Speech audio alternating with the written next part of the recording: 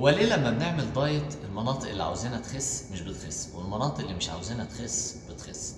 بص يا سيدي، لو افترضنا منطقة البطن فيها 10 كيلو دهون وانت عاوزها تخس، منطقة الوجه اللي هي وشك يعني فيها 2 كيلو دهون اللي انت مش عاوزه يخس. رحت عامل دايت وخسيت 2 كيلو دهون، كيلو من بطنك وكيلو من وشك. هل الكيلو ده العشرة الزيادة في بطنك هيفرق في حاجة؟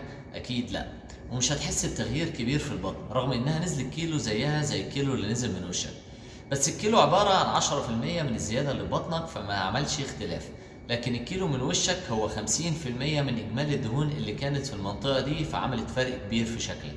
فدايما كل مرة نعمل دايت بنلاقي أغلب جسمنا خس والمنطقة اللي بسببها عملنا الدايت ما خستش زيهم، فبنعتقد إنها مش بتخس أو مش هتخس ونقعد ندور على حلول تركز على المنطقة دي بس، وطبعا ما بنلاقيش في الآخر أي حلول، فبتتعقد ومش بتكمل رغم إنك بتكون خلاص